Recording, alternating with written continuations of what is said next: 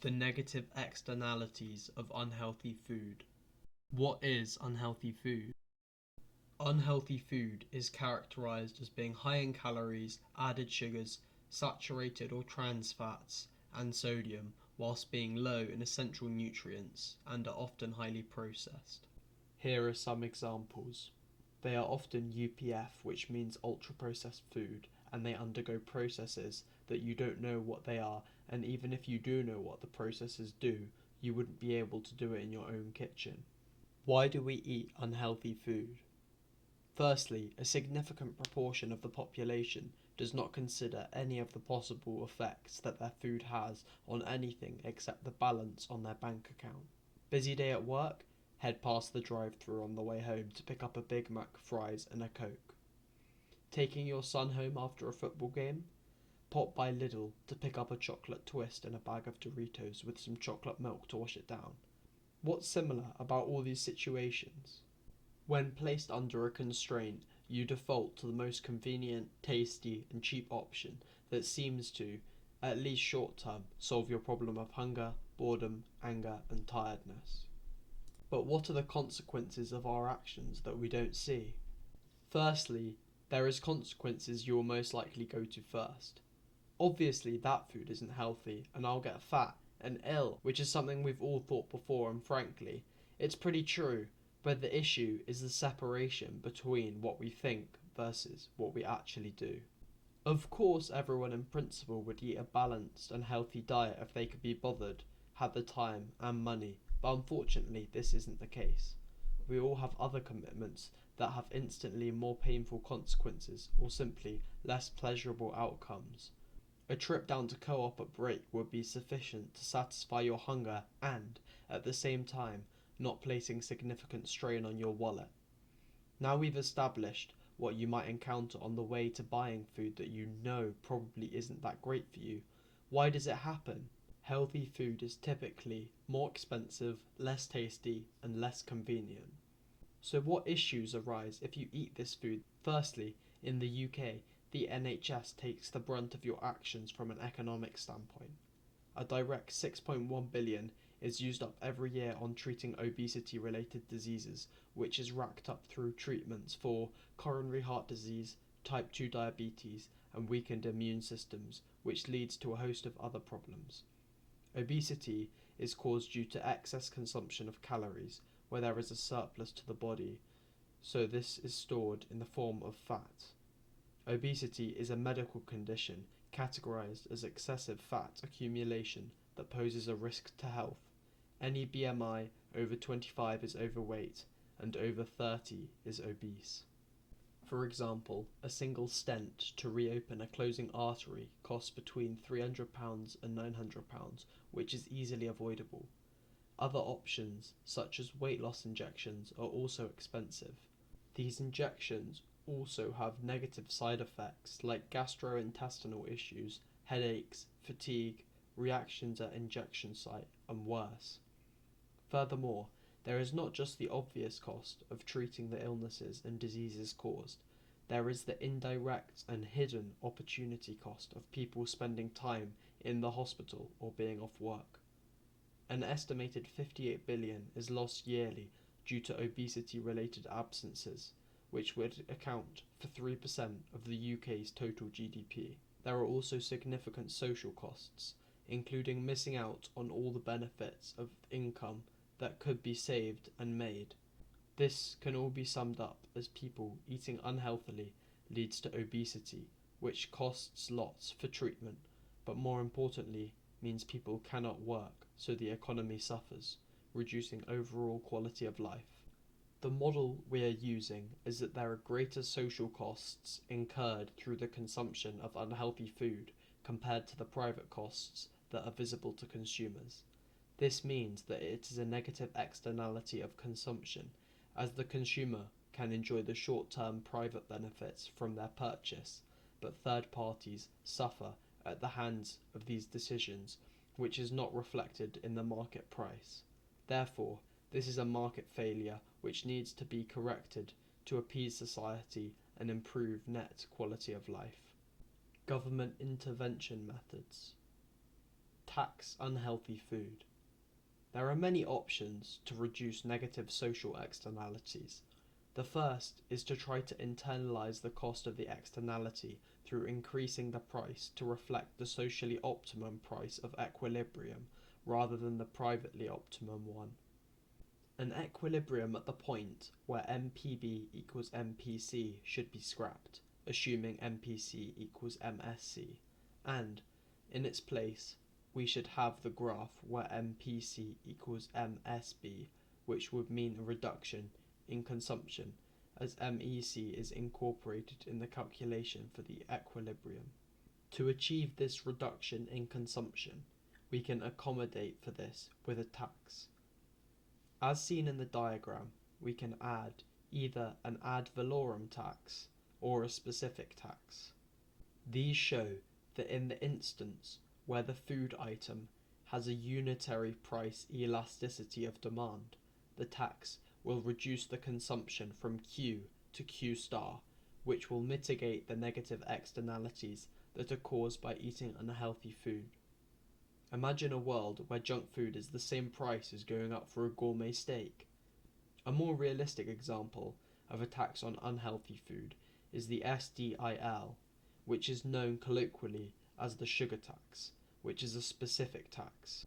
Between 5 to 7.9 grams, it is 18p per litre, and drinks with more than 8 grams per litre have a 24p per litre tax. This means the tax disproportionately affects cheaper drinks, as the price increase is a larger proportion of their cost, making it more noticeable. There are multiple issues with this approach though. For starters, it neglects to fix one of the main reasons people buy unhealthy food in the first place. It's cheap, so it will create a whole new problem for people who rely on it as their main source of food. The next issue is that the graph the decision was based upon is arguably incorrect. Due to the nature of why people eat junk food past its price, convenience and taste mean that eating unhealthily is likely an addiction and perhaps a habit as well, meaning we need to refer to a graph that looks a bit more like this. This graph shows that even a large tax would shift the price significantly, but consumers would still buy the product. The new equilibrium point barely shifts the quantity sold, so the market is hardly any better off. Subsidies for healthy food. Food is a necessary good, which means consumers must consume it, which means that healthy food and unhealthy food are direct substitutes. So, if you increase consumption of healthy food, then you directly decrease the consumption of unhealthy food. There are multiple ways of achieving this, but first of all, we will go through subsidies. A subsidy is a payment from the government to a producer that aims to reduce the cost of supply. In the instance of food, you can both decrease the cost of production and increase the quantity consumed. For example, in the UK, there has been a proposed 25% subsidy on fruit and veg that would significantly increase their consumption, whilst only costing the UK government £2.5 billion a year, which is a mere 0.2% of their total budget, with potential for massive savings on other services such as healthcare. Therefore, there would be an increase in consumption of a merit good, which is healthy food, and consequently a decrease in consumption of unhealthy food that is reasonably proportionate, resulting in a decrease in the negative externalities of consumption. One of the issues with subsidy is that it is an ongoing cost for the government, which is non-zero but not a major issue. This means the government incurs an opportunity cost that could arguably be better spent on other market failures. Furthermore, the food industry may become reliant on subsidies, and the market would potentially rebound to previous levels of consumption of unhealthy food if the subsidy was removed, as there is little incentive for producers to be more efficient if the government is making up a large proportion of their paychecks. Lastly, for consumers to take advantage of subsidy, they have to be aware of its benefits, leading to the requirement of other intervention as well. One of these other methods is provision of information. Consumers will only change their behaviour if they see a reason to. Whilst price signalling can work to a reasonable extent, some consumption habits are too ingrained for market signalling to work due to the bat-pan reasons for price inelasticity of demand, meaning that there needs to be a challenge of consumers' norms as status quo bias will likely still occur. Provision of information creates consumer awareness of the consequences of their actions. If executed correctly, such as public health advertising campaigns or giving consumers information on the boxes their food comes in, like here in the UK where we have a traffic light system, or in the EU where there is the European A to E ranking. This ensures consumers can make informed decisions that mean, in principle, there is no information failure as they are fully aware of their decisions' consequences. Consumers may suffer the issue of information overload and may not understand the information they have been given. We look next to regulation. Another similar method of government intervention is regulation. This means that you can ban goods. For example, you could ban all UPF foods, such as a McFlurry, or at the other end, you could introduce a mandatory consumption of healthy foods. But the most likely to be effective would be the presentation of foods in supermarkets and advertising. For example, in Chile, there was a ban on using mascots to promote unhealthy foods like cereal to avoid children eating unhealthy food. The government could ban advertising of unhealthy foods, make them hidden in supermarkets, like putting them only on high shelves, and reduce the factors that make unhealthy food so popular. However, issues of this include cost of enforcement, making sure that all the rules are followed, and this has an opportunity cost of enforcement as officers require pay and taking producers to court costs money. Minimum and maximum prices. The government can introduce max and min prices. This would solve the issue of unhealthy food being too cheap and healthy food being too expensive. For example, limiting the price of fruit and veg to below a certain price, such as in Argentina under President Cristina Fernández de Kirchner, so that it is affordable for all, minimising the issue of it being too expensive, one of the main reasons people end up eating unhealthy food. Also, having a minimum price for unhealthy food. This would mean you can't sell really cheap products, like the mayo chicken sandwich that can be as cheap as 99p. So a minimum price should be enforced above this point at, say, £5, so that it is not so easy to buy overall. Issues with this are that you have to somehow fund the price changes, so either government subsidy, as healthy food already has very low profit margins, or the producers will just take the hit, leading to higher costs and firms potentially struggling to stay in the green. Also, there is the issue that implementing these will have short-term impacts on market signalling, as there will be a significant change in demand, leading to an over or under stock. This applies to all intervention. If people want something badly enough and there is a demand, people will buy it in an informal market that isn't regulated, like the market for vapes. I don't think this would be as likely to happen with food, as the demand for anything isn't high enough to warrant illegal markets, and it's not addictive enough. Instead, companies will look for legal loopholes, like in New York, where unsuccessful taxes on sugary drinks could be bypassed by selling 2 smaller bottles than 1 big one. State provision. Government could provide free and healthy food for some groups of people to build healthy habits. Whilst there would be high upfront costs, there would potentially be significant long-term benefits and reduced NHS costs, which could likely outweigh the initial costs if implemented correctly, and effective outcomes were reached. An example of this system in action is the UK free school meals. Now, the UK free school meal scheme has been vital in tackling child hunger, but it's limited by strict eligibility and a lack of holiday provision. Expanding the scope and ensuring year-round access would greatly enhance its impact.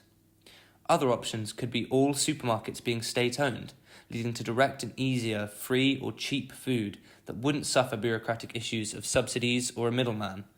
Most people would hate this, as they would feel the state is controlling their lives. It's too interventionist and free will is lost. The issues could be that there is high opportunity cost, that could be better spent on other areas.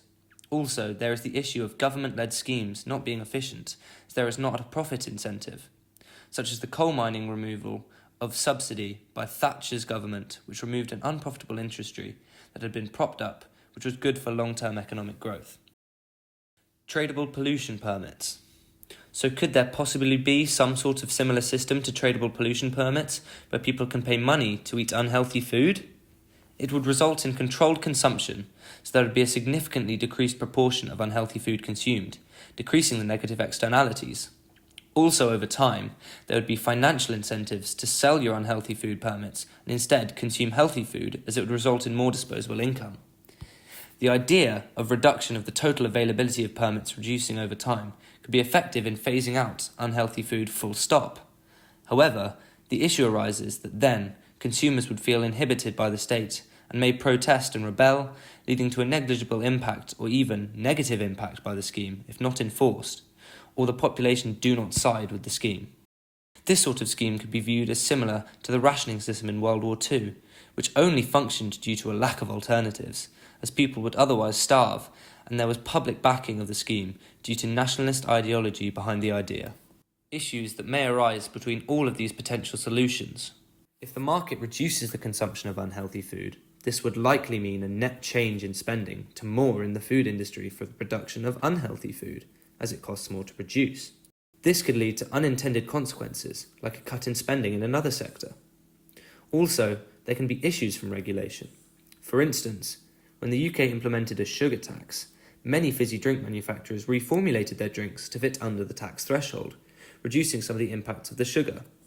But there was a lack of provision of information about the side effects of sweetened fizzy drinks with the zero sugar band.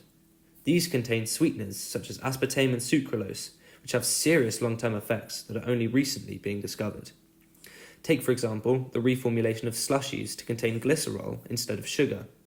It led to the hospitalisation of 21 people between the ages of 5 and 24, with symptoms such as unconsciousness. Furthermore, they increase appetite through a lack of actual energy provided when eating the sweetened product, which causes the body to want more, often leading to a calorie surplus. This shows that regulation has to be implemented with room for change to accommodate for issues such as these. Excessive admin costs. Actually enforcing all of the measures is difficult. You have to pay enforcement officers a significant salary to go around all the corner shops to make sure Ronnie isn't stocking the now illegal Swedish fish due to the fact that they contain BVO. To solve these issues, we can focus our legislation on the high-risk policy and enforce that, such as highly taxing UPF producers from the source, rather than less important issues like making sure the labels are correct on every single product, like a serving size not being realistic. This is still a problem, but no one really listens to serving sizes anyway. Information gaps. Many companies will self-certify the safety of the chemicals and additives they use in foods. They whisper sweet nothings into the ears of consumers about the rigorous testing that they probably don't really do properly, and they're extremely biased. To combat this, there needs to be regulation to stop any form of funding scientific research if the parties doing the funding have any motive for positive findings, leading to pressure on the researchers to draw a certain conclusion from the data found. There should never be any conflict of interest in the food industry where profit could come over health. In conclusion, there are significant negative externalities of consumption caused by unhealthy food, particularly shown through the healthcare costs, opportunity cost from a lack of productivity, and long-term and disproportionate burdens on the NHS. Whilst individuals should, on one level, be able to make their own decisions, their dependency on the NHS when they fall ill means that the government should intervene within the food industry as it is in their best interest. Within markets without negative economic externalities, form unhealthy eating, such as the US, where there is no free healthcare, it is less important to keep a healthy population.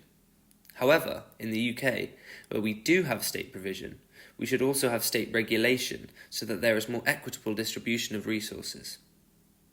From a policy perspective, using fiscal policy like sugar taxes, if implemented correctly, as we suggest, like a progressive tax system that is ad valorem, so that more expensive drinks are taxed more highly, making the playing field more fair. Another policy that should be introduced is subsidies for healthier foods, so that they become more attractive through affordability, addressing one of the three key issues originally discussed. Also, we need to go beyond taxes and subsidies, as they cannot alone solve the issue. This is because they risk being ineffective at changing habits through price signalling due to price inelasticity of demand. Regulation is an even more key aspect of changing consumer behaviours. For instance, the food labelling system should be mandatory so that the symmetric provision of information is achieved so consumers make informed decisions. Moreover, limiting how unhealthy foods are advertised and presented to consumers will reduce the long-term demand and consequently consumption of them. Changing cultural norms is a priority, such as public health campaigns, especially in the education system, such as cooking classes, to ensure healthy eating habits are taught, to empower rather than limit future generations. Ultimately, this strategy we have proposed will be effective as it attacks the problem from all angles, ensuring the issues of affordability, convenience, and taste are addressed.